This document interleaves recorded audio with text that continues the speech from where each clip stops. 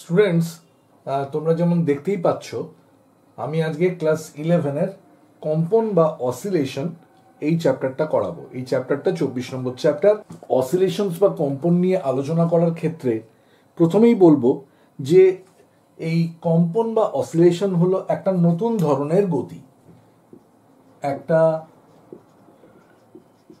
নতুন ধরনের গতি, যে গতিটাকে আমরা বলি পর্যাবৃত্ত গতি, যে গতিটাকে আমরা বলি পর্যাবৃত্ত গতি বা পিরিয়ডিক মোশন। এটা একটা নতুন ধরনের গতি। এই গতিটার নাম হচ্ছে পর্যাবৃত্ত গতি বা পিরিয়ডিক মোশন। তো পিরিয়ডিক মোশন বা পর্যাবৃত্ত গতি কাকে বলে? যে গতি নির্দিষ্ট সময়ের ব্যবধানে পুনরাবৃত্ত হয়, যে গতি নির্দিষ্ট সময়ের ব্যবধানে পুনরাবৃত্ত হয় তাকে পর্যাবৃত্ত গতি পিরিয়ডিক মোশন বলা হয়। তো এই পর্যাবৃত্ত গতি বা পিরিয়ডিক মোশনকে আমরা আবার তিন ভাগে ভাগ করতে পারি। এই তিনটে ভাগ কি কি আছে? সরল রৈখিক পর্যাবৃত্ত গতি এক নাম্বার, সরল রৈখিক পর্যাবৃত্ত গতি যার নাম হচ্ছে linear periodic motion, linear periodic motion. Number 2, বৃত্তীয় পর্যাবৃত্ত গতি, যেটাকে বলা হয় রোটেশনাল পিরিয়ডিক মোশন। এবং 3 নম্বর, সেটি হলো ইলিপ্টিক্যাল পিরিয়ডিক মোশন বা উপবৃত্তাকার পর্যাবৃত্ত গতি বা ইলিপ্টিক্যাল পিরিয়ডিক মোশন। আমি যদি সরলরৈখিক পর্যাবৃত্ত গতির উদাহরণ দিই, তাহলে স্প্রিংকে টেনে ছেড়ে দিলে তা ওপর নিচে যে অসিলেট করতে থাকে সেটা লিনিয়ার পিরিয়ডিক মোশন, তার উদাহরণ। বৃত্তীয় পর্যাবৃত্ত গতির ক্ষেত্রে আমরা বলতে পারি যে একটা সুতোয় ঢিল বেঁধে তুমি যদি তাকে যদি আঙুলে এরকম ভাবে ঘোরাও, তাহলে সেটা হলো রোটেশনাল পিরিয়ডিক মোশনের এক্সাম্পল। আর উপবৃত্তাকার পর্যাবৃত্ত গতি আমরা জানি যে পৃথিবী সহ সমস্ত গ্রহ তা সূর্যের চতুর্দিকে উপবৃত্তাকার পথে পরিভ্রমণ করছে, তাহলে সেই পিরিয়ডিক মোশনটাকে বলা হচ্ছে ইলিপ্টিক্যাল পিরিয়ডিক মোশন। দেখবে তোমাদের বইতেও তারপর লেখা আছে দোলন বা অসিলেশন। দেখো, দোলন বা অসিলেশন সেটা হলো একটা বিশেষ, মানে আমি বলতে চাইছি পিরিয়ডিক বা পর্যাবৃত্ত গতির একটি বিশেষ শ্রেণী। পর্যাবৃত্ত গতির একটি বিশেষ শ্রেণী হলো। তাহলে দোলন গতির যদি আমি সংজ্ঞা দিতে যাই, তার আগে আমি বলে দিচ্ছি প্রত্যেকে কিন্তু খাতা পেন নিয়ে এই ভিডিওটা দেখতে বসো, আর যেরম যেরম এখানে লেখা হচ্ছে তোমরা খাতায় তুলতে থাকো, নোট করতে থাকো, এতে তোমাদের বুঝতে সুবিধা হবে। পর্যাবৃত্ত গতি বিশিষ্ট কোনো কণা যদি একই পথের ওপর দিয়ে বারবার একদিক থেকে আরেক দিকে আসা যাওয়া করে, তাহলে ওর এই গতিকে বলা হচ্ছে দোলন, অসিলেশন বা কম্পন, ভাইব্রেশন। আমি এটাকে লিখে দিচ্ছি।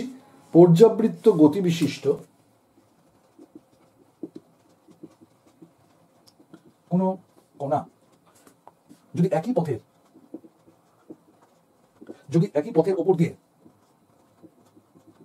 বারবার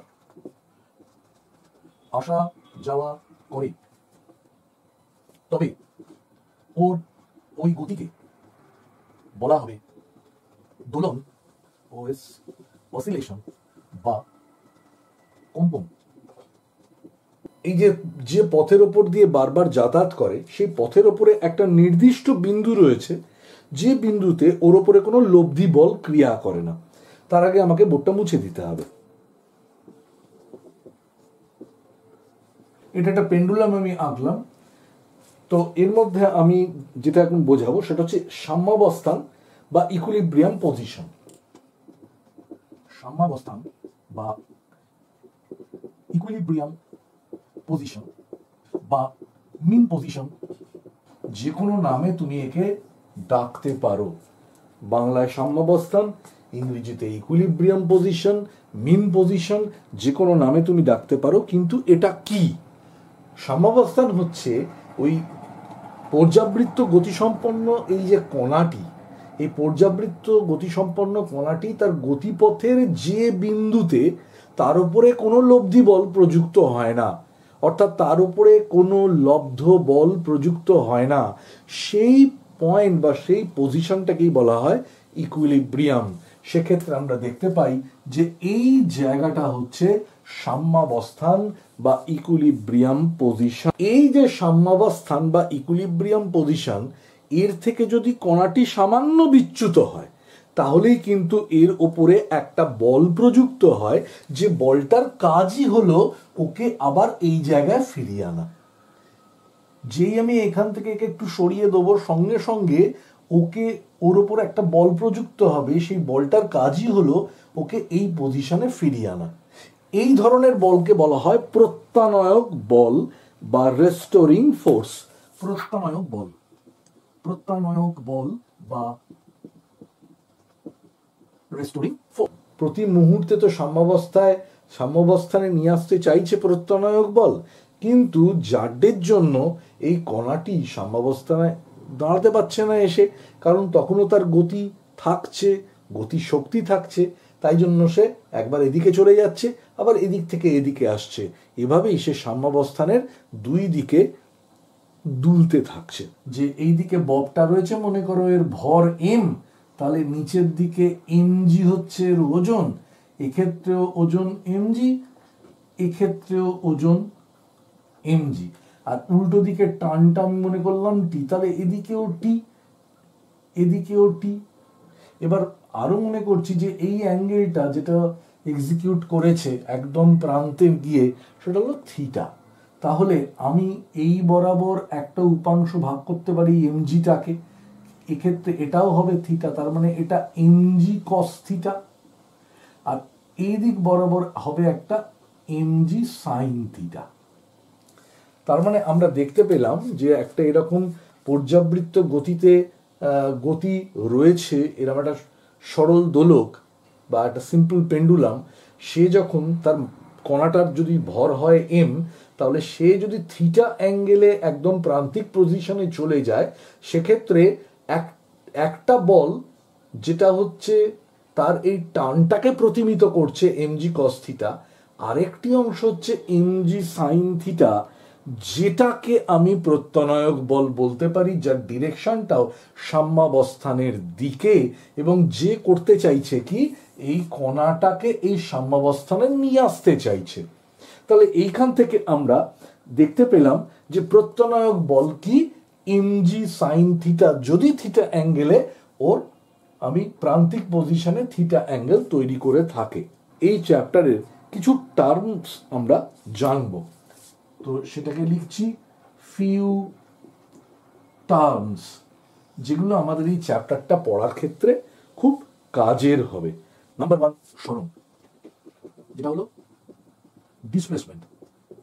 সেটা হলো যে কোনো মুহূর্তে সাম্যাবস্থান থেকে যতটা দূরে কণাটা অবস্থান করছে, যে কোনো মুহূর্তে সাম্যাবস্থান থেকে, তো মনে করা যাক এটা হচ্ছে সাম্যাবস্থান, যে কোনো মুহূর্তে মনে করা যাক এরম একটা মুহূর্ত, যে মুহূর্তে কণাটা এইখানে অবস্থান করছে, তাহলে এইখান থেকে যে এই অবধি আমি যদি একটা অভিক্ষেপ টানি, তাহলে এইটুকুনি যে অভিক্ষেপটা আমি পেলাম সেইটাই হচ্ছে কিন্তু এর সরণ বা ডিসপ্লেসমেন্ট। এটাকে এক্স চিহ্ন দ্বারা চিহ্নিত করা হয়। নাম্বার 2 বিস্তার। বিস্তার হচ্ছে অ্যামপ্লিটিউড। এই কণাটি হিসেব মতো আইডিয়ালি দুদিকেই সমান দূরত্ব দুলবে, তাহলে এ সবচেয়ে বেশি যে দূরত্ব প্রান্তে যাবে, আমি যদি তারও একটা অভিক্ষেপ টানি, তাহলে এই যে ডিস্টেন্সটা, এটাকেই বলা হচ্ছে অ্যামপ্লিটিউড বা বিস্তার। এটাকে স্মল এ চিহ্ন দ্বারা চিহ্নিত করা হয়। তৃতীয়ত আমরা যেটা জানবো সেটা হলো পূর্ণ দোলন কাকে বলে। পূর্ণ দোলন বা কমপ্লিট অসিলেশন কাকে বলি? কমপ্লিট অসিলেশন একটু বুঝে নাও। সেটা হচ্ছে, মনে করো এই পার্টিকেলটা এখান থেকে দুলতে শুরু করেছে, এই পার্টিকেলটা এখান থেকে দুলতে শুরু করেছে। কোন দিকে করেছে? ডান দিকে, আমি মনে করছি ডান দিকে। তাহলে এই গেল, এই এলো, এই গেল, এই এলো, এই হলো একটা কমপ্লিট অসিলেশন, পূর্ণ দোলন। আবারও বলছি, আমার এই পেনের এই অংশটাকে, এর মুভমেন্টটাকে লক্ষ্য করার চেষ্টা করো। এই গেল, এই এলো, এই এলো, মানে এরপরেই তো আবার এদিকে যেতে শুরু করবে। এই গেল, এই যে যখন এলো তখন তো এখানেও ছিল, কিন্তু না, এর অভিমুখ তখন কোন দিকে? এদিকে। তাহলে এইখান থেকে আমি দোলাতে শুরু করেছি, এই গেল, এই এলো, আবার এই এলো, এটা হচ্ছে কমপ্লিট অসিলেশন। তুমি বলতে পারো এখান থেকে বোঝাও, আচ্ছা এইখান থেকে এই এলো, এই গেল, বল কমপ্লিট অসিলেশন। এখান থেকে বোঝান, আচ্ছা এখান থেকে এই গেল, এই এলো।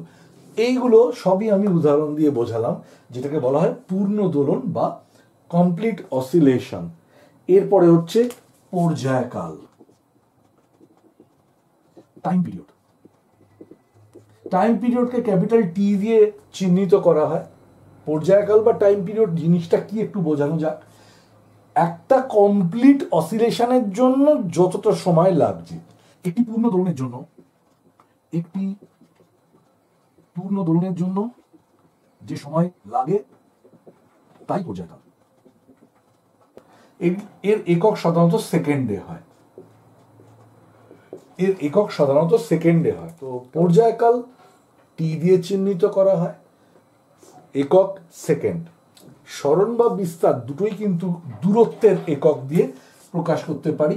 সিজিএস সিস্টেমে সেন্টিমিটার, এসআইতে মিটার, এক্ষেত্রেও সেন্টিমিটার মিটার, এই দুটো দিয়ে আমি প্রকাশ করতে পারি।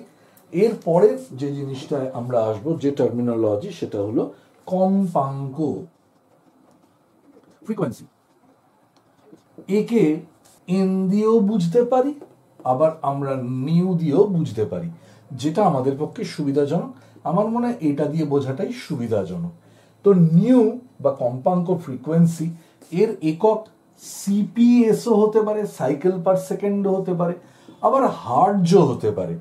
এক সেকেন্ডে যতবার পূর্ণ দোলন সংগঠিত হয় সেই সংখ্যাকে বলে কম্পাঙ্ক বা ফ্রিকোয়েন্সি। আশা করছি 5টা পয়েন্ট তোমরা বুঝে গেছো। একবার চট করে বলে দিই, সরণ, বিস্তার, পূর্ণদোলন, পর্যায়কাল, কম্পাঙ্ক। সরণ বিস্তার বোঝা গেছে। সরণ মানে কোন একটা নির্দিষ্ট মুহূর্তে এই কম্পনশীল বা দোলনশীল কণাটি সাম্যাবস্থান থেকে ঠিক যতটা দূরে আছে সেটাকেই বলা হচ্ছে সরণ বা ডিসপ্লেসমেন্ট। বিস্তারের ক্ষেত্রে ম্যাক্সিমাম যতটা দূরে যাবে প্রান্তিক অবস্থান, সেটাই হচ্ছে বিস্তার। পূর্ণ দোলন মানে তার 3-4 রকম ভাবে বুঝিয়ে দিয়েছি। পর্যায়কাল মানে হচ্ছে একটা কমপ্লিট অসিলেশনের জন্য যে সময়টা লাগছে তাকেই বলা হচ্ছে পর্যায়কাল। ফ্রিকোয়েন্সি হচ্ছে 1 সেকেন্ডে যতবার পূর্ণ কম্পন হচ্ছে সেটাকেই ওর ফ্রিকোয়েন্সি বলা হয়। Come to SHM, simple harmonic motion. SHM কোন দোলনরত কণার ত্বরণ সাম্যাবস্থান থেকেও দূরত্বের সমানুপাতিক ও সবসময় সাম্যাবস্থানের অভিমুখী হলে ওই কণার গতিকে সরল দোলগতি বলে। আমি লিখে দিচ্ছি ডেফিনেশনটা, সেটা হচ্ছে কোন দোলনরত কণার ত্বরণ সাম্যাবস্থান থেকে দূরত্বের সমানুপাতিক ও সবসময় সাম্যাবস্থানের অভিমুখী হলে ওই কণার গতিকে সরল দোলগতি বলা হয়। আমি এটা একে বোঝাবার চেষ্টা করছি। মনে করা যাক এ আর বি দুটো প্রান্তীয় পজিশন, এর মাঝখানে রয়েছে সাম্যাবস্থান, এটাকে আমি ধরছি ও। কোন একটি নির্দিষ্ট সময় ওই কণাটির যে অবস্থান সাম্যাবস্থান থেকে সেটা আমি ধরে নিচ্ছি এন। তাহলে এই ও থেকে এন এই ডিস্টেন্সটাকে বলা হচ্ছে ডিসপ্লেসমেন্ট বা সরণ, সেটাকে আমি এক্স হিসেবে প্রকাশ করছি। এই গোটা ডিস্টেন্সটাকে বলা হচ্ছে বিস্তার, একে আমি এ দিয়ে প্রকাশ করছি। এখানে বলেছে কোনো দোলনরত কণার ত্বরণ সাম্যাবস্থান থেকে দূরত্বের সমানুপাতিক। এই যে কণাটা এই মুহূর্তে সাম্যাবস্থান থেকে এতটা দূরে আছে, তাহলে এই যে দূরত্বটা, এর যে ত্বরণ হবে, ত্বরণের অভিমুখটা কি হবে?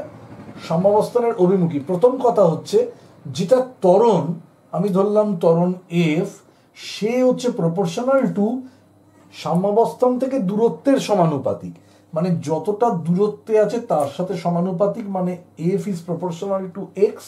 একদম ঠিক। কিন্তু তার পরের লাইনটায় বলছে সবসময় সাম্যাবস্থানের অভিমুখী, অর্থাৎ সাম্যাবস্থান তো আমার এদিকে, কণাটা যখন এদিকে, তার ত্বরণের অভিমুখ কিন্তু এদিকে নয়, তার কোণ হচ্ছে এদিকে। তার মানে ত্বরণের অভিমুখটা কোন দিকে? এদিকে ত্বরণ।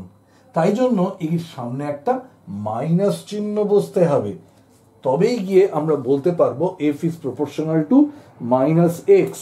এবার আমি একটা প্রপোর্শনালিটি অফ কনস্ট্যান্ট নিয়ে আসতে পারি, F is equals to minus small K x, যেখানে কে হলো একটা প্রপোর্শনালিটি কনস্ট্যান্ট, এবং মাইনাস চিহ্ন রাখা হয়েছে যে সরণ সর্বদা সরণের অভিমুখ কিন্তু সাম্যাবস্থানের দিকে, তাই জন্য মাইনাস সাইন রাখা হয়েছে। আমরা প্রত্যনায়ক বলের ক্ষেত্রে P equals to M F এটা ব্যবহার করতে পারি নিউটনের তৃতীয় গতিসূত্র অনুযায়ী।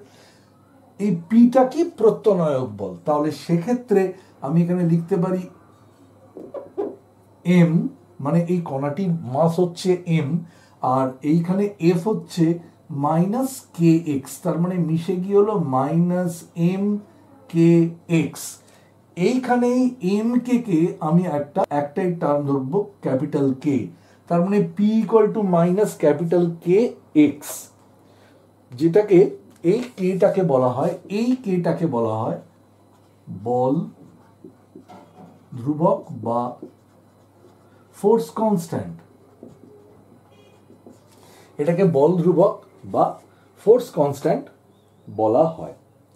তাহলে সরল দোলগতি কোন একটি কণা সে সরল দোলগতিতে দুলছে কিনা সেটা বোঝার দুটি পথ খোলা আছে। নাম্বার ওয়ান হচ্ছে দোলনরত কণার ত্বরণ সাম্যাবস্থান থেকে দূরত্বের সমানুপাতিক, F is proportional to x, এবং সেই সাম্যাবস্থানের মানে ওর যে সরণটা, সেই সরণের অভিমুখ কিন্তু প্রান্তের দিকে নয়, তা হচ্ছে তোমার সাম্যাবস্থানের দিকে, তাই জন্য এটা মাইনাস। তো F is proportional to minus x. সরল দোলগতির বৈশিষ্ট্য কিছু আমরা আলোচনা করব। সরল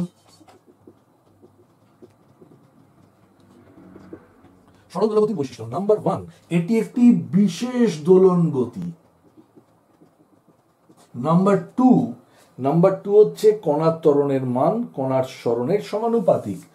ত্বরণ সরণের সমানুপাতিক। এবং তৃতীয়, যেটা এই মাইনাস চিহ্নটার জন্য, ত্বরণের অভিমুখ সর্বদা সাম্যাবস্থানের দিকে। ত্বরণের অভিমুখ সর্বদা সাম্যাবস্থানের দিকে, তাই জন্য মাইনাস সাইনটা এসছে। সমস্ত পর্যাবৃত্ত গতির ক্ষেত্রে কিন্তু এই তিনটি বৈশিষ্ট্য থাকে না। এই তিনটির মধ্যে প্রথমটিকে ছেড়ে দিলে এই দ্বিতীয় আর তৃতীয় বৈশিষ্ট্য কিন্তু থাকে না।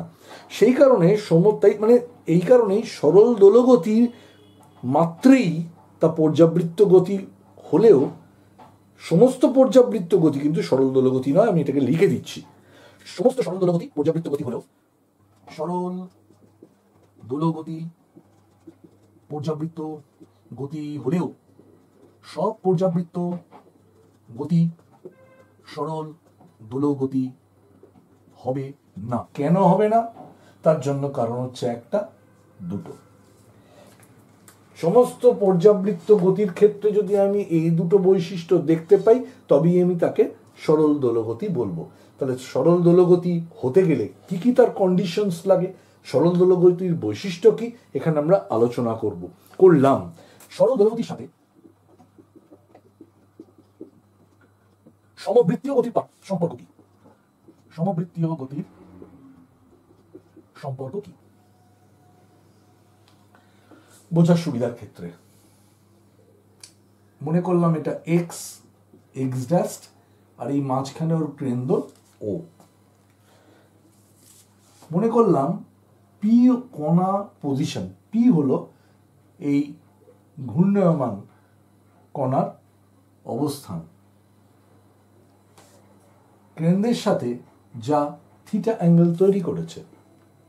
এবার আমি যদি এর একটা অভিক্ষেপ প্রজেকশন এক্স ও এক্স ড্যাশের ওপর আনি, তাহলে আমি পাবো, আমি মনে করলাম এন, এই পি কণাটা এই বৃত্তাকার পথে এরমভাবে ঘুরছে,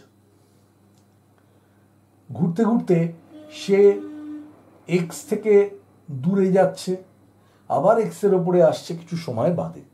তো এই পি পয়েন্ট থেকে যে প্রজেকশন বা অভিক্ষেপ আমি টেনেছি, সেই অভিক্ষেপটা এর গতির সাথে সাথে কিভাবে পরিবর্তিত হচ্ছে সেটা যদি আমি একটু লক্ষ্য করি, তাহলে যখন এই পি পয়েন্টটা এক্সে আসছে তখন এন পয়েন্টটা ছিল এখানে, এবার আস্তে আস্তে পি পয়েন্টটা এখানে যখন উঠলো তখন এন পয়েন্টটা এখানে, এই করতে করতে পি পয়েন্টটা যখন এখানে যাবে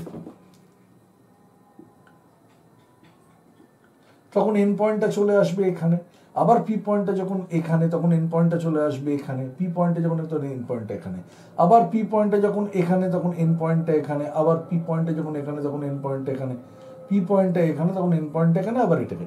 তার মানে আমি দেখতে পাচ্ছি যে এই এন পয়েন্টটা বিন্দুটা সে কিন্তু এইরকম ভাবে এই পি কণাটির পরিভ্রমণের সাথে সাথে সে কিন্তু এইভাবে অবস্থান পরিবর্তন করছে। তার মানে বৃত্তাকার পথে সমবৃত্তীয় গতি পি বস্তুকণা সে হয়তো এইভাবে ঘুরছে, কিন্তু তার যে অভিক্ষেপ, তার যে প্রজেকশন, সেটাও কিন্তু একটা সরল দোলগতি পারফর্ম করছে। এইবার আমি মনে করছি এই পি পয়েন্টটা বা পি কণাটা এই এক্স থেকে জার্নি স্টার্ট করে আর পি অবধি আসতে টি সেকেন্ড সময় নিয়েছে, এবং সেক্ষেত্রে ওর অ্যাঙ্গুলার ভেলোসিটি বা কৌণিক বেগ মনে করলাম ওমেগা কত সময়ে এসেছে, টি সময়ে এসেছে। অ্যাঙ্গেল কত তৈরি করেছে, থিটা অ্যাঙ্গেল তৈরি করেছে। তাহলে আমি টোটাল পর্যায়কাল যদি ক্যাপিটাল টি ধরি, তাহলে আমি লিখতে পারি twice pi by omega, capital T equals to twice pi by omega, যেখানে ক্যাপিটাল টি হচ্ছে পর্যায়কাল। পর্যায়কাল যদি ক্যাপিটাল টি হয় তাহলে টুয়াইস পাই বাই ওমেগা হবে এটা। আবার ফ্রিকোয়েন্সি যদি এন হয়, that is equals to 1/t। তার মানে আমি এখানে n equals to 1/t equals to omega by twice pi, মানে উল্টে দিলাম, কারণ এখান থেকে omega equals to twice pi n। এটা হলো কৌণিক বেগের সাথে ফ্রিকোয়েন্সির রিলেশন তৈরি হলো। এর ম্যাথামেটিক্যাল রিপ্রেজেন্টেশন আমায় করতে হবে। ম্যাথামেটিক্যাল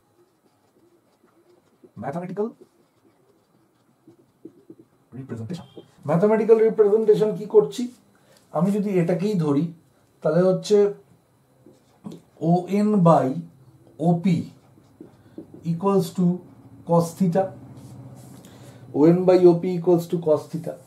ON-টা কত, x, আর এটা হলো মনে করলাম রেডিয়াস বা ব্যাসার্ধ a। তার মানে এখান থেকে বলতে পারি x by a equals to cos theta. তার মানে এখান থেকে আমি লিখতে পারি x equals to a cos theta, theta equals to omega T. কেন না, কৌণিক বেগ ইকুয়ালস টু কৌণিক সরণ ডিভাইডেড বাই সময়।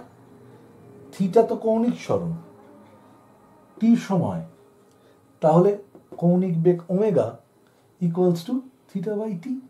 এবার তাহলে এখানে আমি লিখতে দিতে পারি, মানে এর তলায় লিখতে পারি x equals to a cos omega T, x equals to a cos omega T. এইটাই হলো সরল দোলগতির সরল দোলগতির